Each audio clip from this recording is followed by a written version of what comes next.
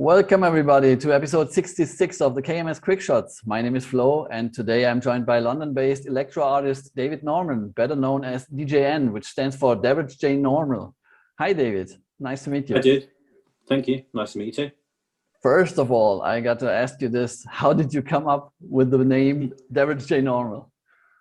So it's a name that was given to me by a friend of mine, and it, without going into too much detail, Daverage Normal is a play on David Norman being average and normal, and so Daverage J Normal is Daverage just normal is anything but, and so you shorten it down. So it's really just being, when your friends take the mickey out of you, take the piss out of you, like you're pretty normal, you're pretty average, Daverage Normal, David Norman, and it just kind of stuck really. So I've tried to change it, but the thing is, if you Google it, it's the first thing that comes up. So how long do you stick with this nickname then? It's been a good 5 years now, if not a bit longer. I think if you, not that I Google myself often, obviously, there's a couple of things that come up going back like to 2014 or 15, so maybe 5 or 6 years, but it's just stuck as, it's so simple but so effective as being a play on words of a very normal anglicized name, which is David being average, de-average, Daverage, and Norman and normal, so Daverage Normal. Yeah, it's really sticking to my head since the beginning of the week. So I'm both angry with my friend for creating that name, but also quite thankful. So yeah. Was it a kind of youth thing back then, or when did he give you this name? Can you repeat the question, please? Was it a kind of back then, years ago, as a juvenile, or did he give this name just recently when you started your career? Oh no, like 5 or 6 years ago. Okay. He was like, "Oh, we're just going to call you Daverage Normal then, because you're, you know." I had a steady, you know, suit and tie job, wearing a suit, and it just stuck. So everything I've done musically, I've always now been Daverage Normal. And all right. Yeah. So as Daverage J Normal, you just released a new EP called General Dysfunction, containing this retro futuristic sound, changing patterns, synth-based atmospheres, quite left field kind of thing happening there on most of the tracks. So how did this EP happen? So I just enjoy making music, and lockdown gave me an opportunity, when it happened in March last year, an opportunity to step away from my regular job and actually spend a lot more time going back to my passion of writing music. And what the collection of tracks are the ones that came together through a mixture of experimentation and rewrites of previous riffs in my head that I just wanted to do something more with. You know, I've played in a couple of bands, and you present riffs to bands, sometimes they don't go anywhere, so you reorganize them, spend some time doing that. And General Dysfunction is it's the amalgamation of, I guess, how I was feeling during the lockdown period and the changes my life went through over that time. Did you oops, there's the light went, there it is. So did you create all the tracks during lockdown, or did all those tracks or half of the tracks sleep somewhere on the hard disk before you reactivated them? No, so these are all from actually post lockdown. The ones that I've actually compiled on the EP, I started in maybe September, October last year. There's a lot of stuff that I didn't do because it sounded awful. You know, it's just, you go through a process of like production, learning more production techniques, mixing and whatnot, and sometimes you get so sick and tired of listening to the ideas that you can't face putting them out there anymore. So these, I guess, are the ones that I could actually deal with, having to listen to again myself, but be happy for other people to listen to them as well. So you know the cycle of listening to a certain pattern for 200 times in a row, and Yeah. 190 times it works perfectly, and then you're so sick of it you might never hear it again. That my family and probably my neighbors as well, to be fair. Yeah, the neighbors have to take one for the team, so to speak. Yeah. So as you just mentioned, you also a bass player for the two bands Looking for Droids and Empty Friend. Those are alternative rock bands, I would say. Yeah, definitely. So what came first, the electro part of DJN or the bass player part of DJ? It's a good question. So I've been playing bass guitar for 25 years. Along since I was 13. I'll give my age away there. So I've been in like punk band, rock bands, on and off throughout that time. And I started with Droids in 2013 is when that kicked off. And then resultant from Droids going on tour but not having a drummer, I got a dep drummer in who asked me to help his other band, Empty Friend. And I just ended up staying with him, really, and that was in 2017. All right. Did you actively search for bands at that time? Being a bassist, one of the easiest things to do is be in a band. Everyone needs a bassist. Yeah, there's a need for them. It doesn't always mean it's the band you kind of want to play in. And I've always been quite creative as a bassist. I'm not always happy just standing there playing what I'm told to play. I like to write, hence why I do a lot of electronics as well. And I got into Droids through putting an ad on the internet, meeting a guitarist. From Looking for Droids, we created another band at that time that eventually sort of amalgamated into Looking for Droids.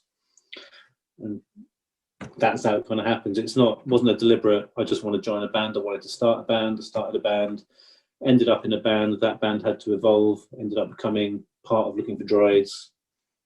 And it just goes on. Are there many live gigs nowadays at that certain COVID time, or did they cancel all the shows until you, I don't know, further notice? In some ways, I'm kind of grateful there haven't been any live gigs for the last 18 months because I've got two young children.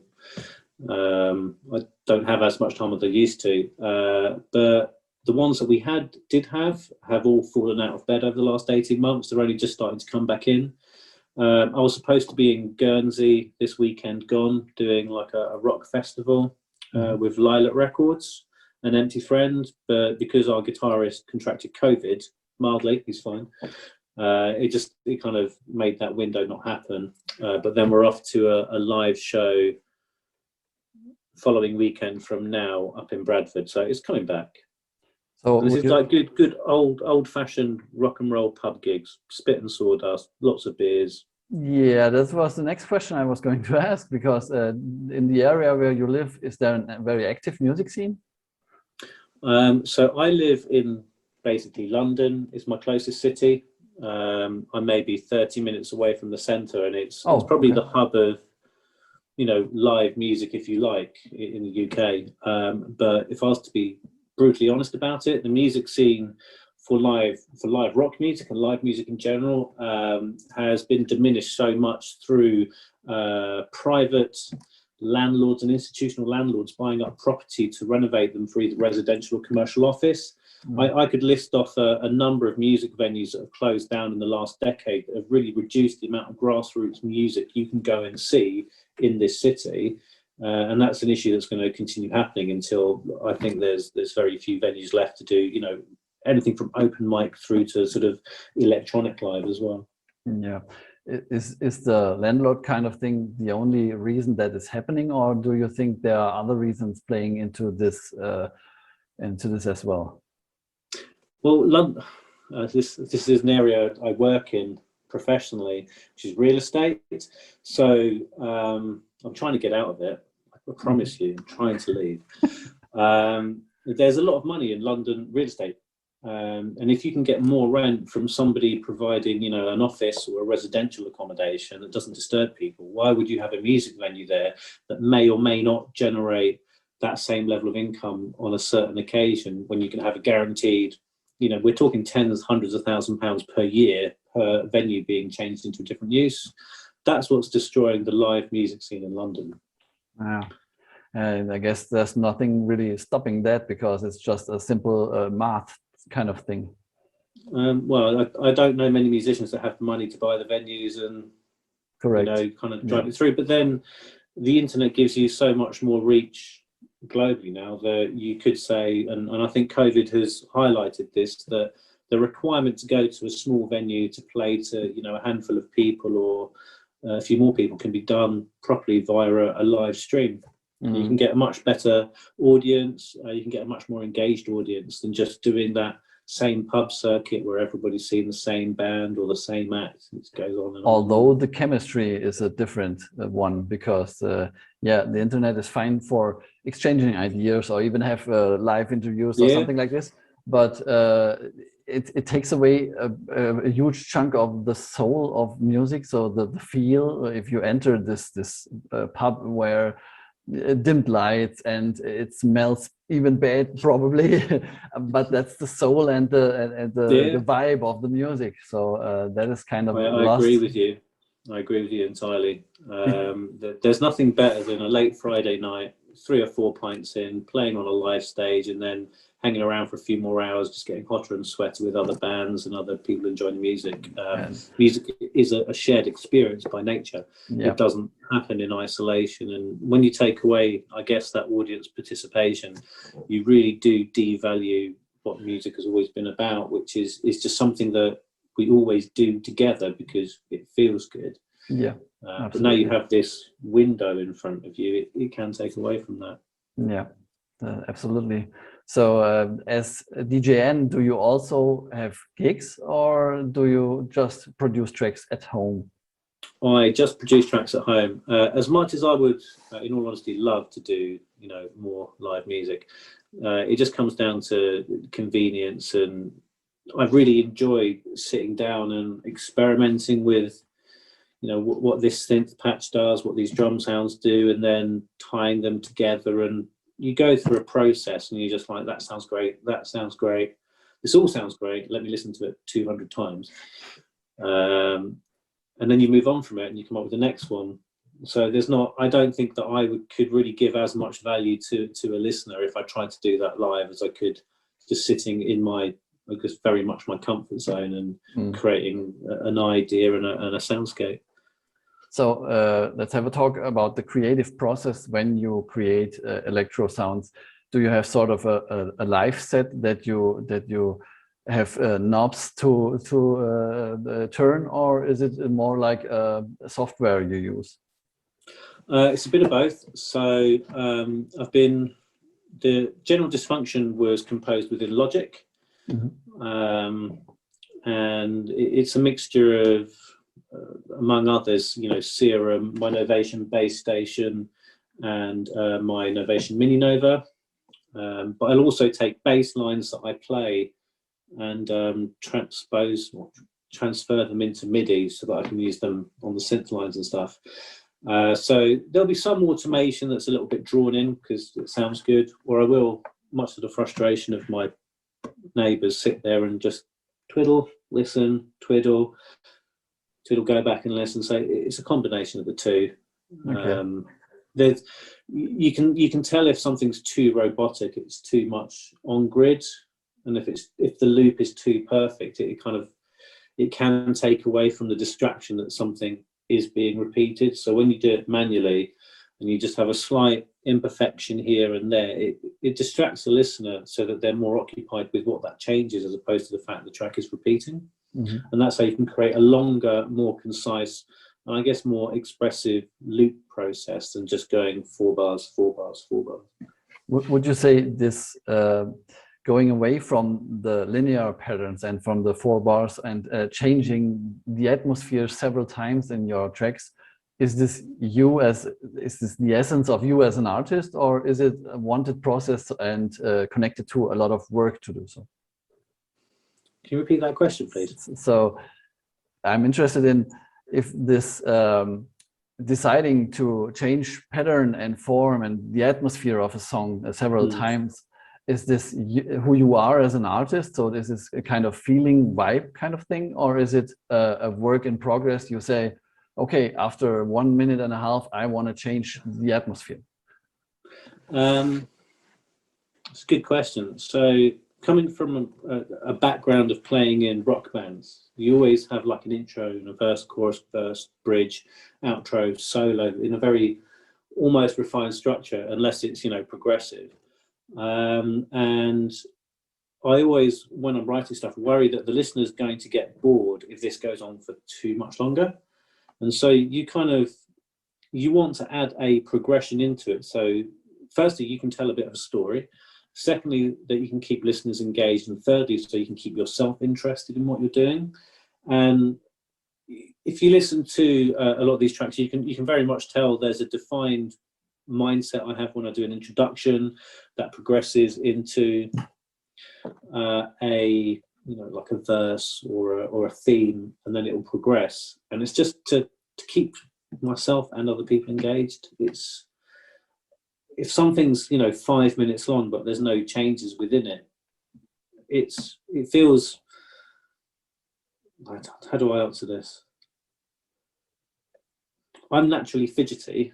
I like to fidget. I like to move around, and so things have to move around to match that kind of mindset. But also, it can keep you focused on a continuing theme that also evolves but calls back to itself later on.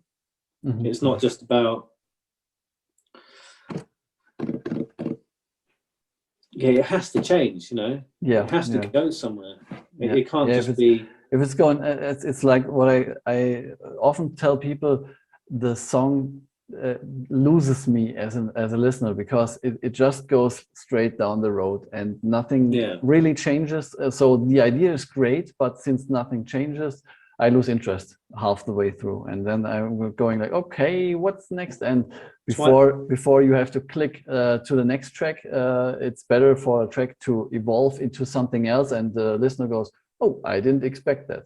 So that's really a kind of signature thing of yours in the tracks, to just not be the linear guy, or not just. Also the textures are unusual, harsh kind of things that make you go, whoa, what is this? Even I wouldn't say uncomfortable, but kind of gritty sounds that make you think, oh, that's really accents here, which were put in there for a reason, I guess. I like things to sound dirty. You know, it shouldn't. I can write, and I do enjoy writing things that sound lush and beautiful. But if you really want to make people feel uncomfortable, you know, just add some processes that sort of accentuates a few of the mid-high frequencies in such a way that it's almost, but not quite, unpleasant to listen to for too long. But it just sort of, it's a bit like, oh, okay, I'll put up with it for a bit, and then you move on. But no, I do enjoy things that sound dirty, filthy, broken. Definitely. Those aren't always the things that are staying most up front, but they are used as focusing on the main theme, so to speak. So I never. It's a good distraction technique. Yeah. You just go, this sounds lovely and lush, and this might be going on for 32 or 64 bars. Bad Trip is especially bad at this because it just lifts up and down a tone, and so you just make things sound a little bit dirty in places, in different places. Yeah. And also I just love it when things sound uncomfortable. I do like discomfort. That's one of the signature things you inherit in your music. So with the EP just released, what's coming after General Dysfunction? Do you have any projects for 2021 left?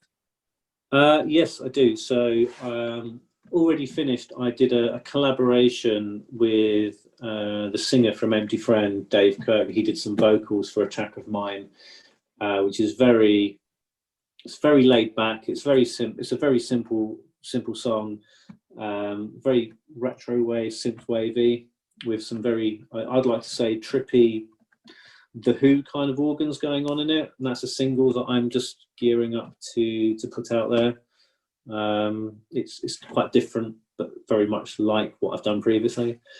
I've been working on a new EP, but I've switched from Logic to Ableton because I wanted to experiment with it. So my workflow has been a bit stunted because of that, but it's been a different experience, and I've decided that rather than doing separate tracks, I just want to make them all fit in together, so it's written like a set, even though they're in different keys, tempos, and it's very much a space theme. I want to hopefully have that finished by whenever I get around to finishing it. It could be a month, could be 2 months. But still 2021. Still 2021. I'm using my my monitor as my backlight. Best backlight you can get. I'm not gonna stop writing. I've also done some collaboration. So I met this lovely hip hop artist from Seattle called Lightsaber Pappy over Instagram.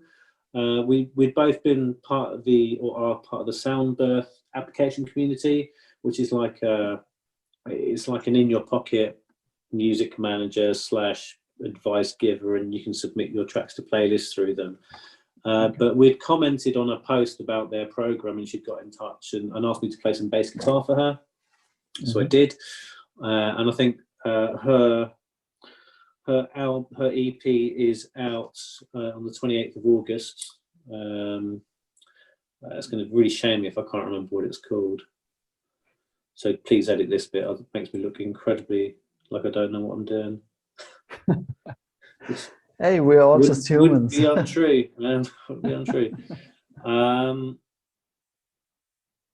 Yeah, so Dead Music is one. It's an EP. So I played bass guitar on one of the tracks, City Siren, and I met her through Instagram. She's lovely. She's great. Hopefully get to work with her more, and just generally playing in bands and writing electronic music and trying not to think about all the terrible stuff that's happening in the world. Yeah. So the last question I've got for you tonight. How did you manage to even come up with the time to create music with the family?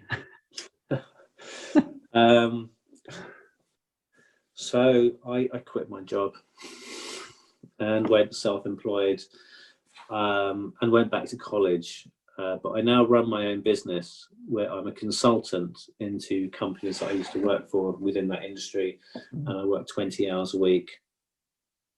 Okay. And this gives you a bit of time off to steal away every night into the studio? I wish it did, not every night. So, you know, I don't work Wednesdays or Thursdays. I do a half day on a Tuesday. We send one of my daughters to full-time daycare. When the other one was a bit older, we will too. So beneath this facade of, you know, shirt and tattoo, you know, I wear a shirt every day and look very smart and do some very corporate stuff I'm not entirely proud of, but I am. The normal stuff. The normal stuff. It's horrific. It's not. No, I work in an office part-time and I consult to businesses. I used to do it full-time. Lockdown happened. I was like, I don't want to do this for 30 more years. You know, every day you get on a train, you're going into the center of town, leaving your house at 6 in the morning, getting back at 7. But that's not a life to lead. Yeah. So I made some proactive changes. I went back to college. So I'm doing some, you know, late mature learning, focusing on my music, and trying to very slowly transition out of corporate world to be a bit more genuine to who I want to be. So the DJN project isn't an old one, but a new one, and it's constantly evolving from here on, because as the way it sounds, you plan on just following this road as a musician and not just doing this as a part-time hobby. I mean, if my partner lets me, for sure. I'm trying to, having worked in like a corporate world for so long, going back to college, I'm sort of retraining to be able to get a paying job within the audio sphere, be that sort of editing or post-production or whatnot. But my real passion is writing music, and just having fun playing with, you know, synthesizers, plugins, sounds, samples, the more time I get to spend to do that, the more creative I can be. I'll always be happy, and I'll always have fun, and I'll always have, you know, what's important to me, but I just want to move into that direction. And believe me, Does that make sense? there are people out there who are eagerly awaiting your next track. So you should definitely be on there and follow this and do the things you said you are going to do until the end of 2021. So I hope you get some time. I've been busy today. I've been spending a lot more time sort of going, you can get to a point with a track where you're just like, what do I do now? Do I change it? Do I loop it back to the beginning, which is an easy way to do it? Do I add something new? But today I had a breakthrough, and I've got a very good plan down for it. I'm quite excited. Are you releasing those tracks all on your own via Spotify and co, or do you give that away for the mixing, mastering, and releasing process? So a bit of both. So I use Ditto Music for my distribution, and you know, my mixing skills and production skills are still learning. I can write music, but going through that process and understanding all the technical intricacy, not hot on it. So if you check my Spotify, which you should, it's Daverage J normal. You can't not find it. If you listen to Dark Stars and Out There, they're all written, mixed, and mastered by me. General Dysfunction, I got my brother to do the mixing and mastering because I just wanted to remove myself from it. So on that track, you've got Bad Trip, Up, Void Hawk are mixed and mastered by my brother, Chris Norman. Good guy, looks a bit like me but a bit older. Just because it takes it away from you, so it actually probably saved me a shitload of time as well. Does that answer your question thoroughly enough? Yeah.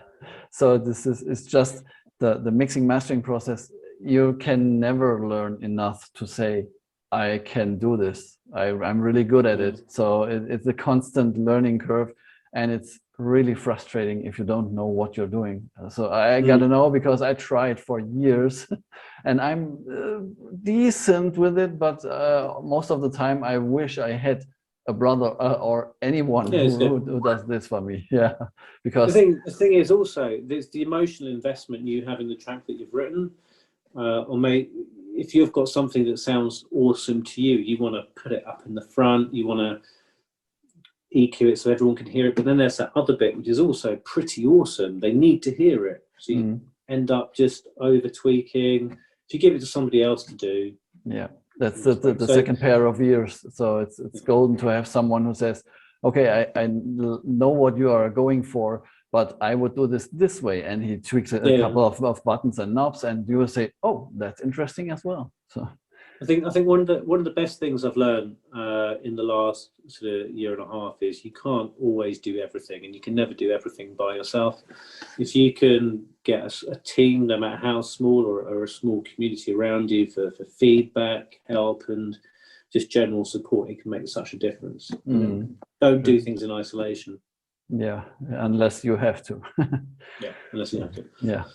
Okay, David. Thank you very much for meeting me tonight. Guys, if you want to know more about DJN and his tracks and his upcoming tracks, hopefully, check out the social handles at the end of the video. That's it for tonight. All I have to say is be safe out there. Bye. Catch you later.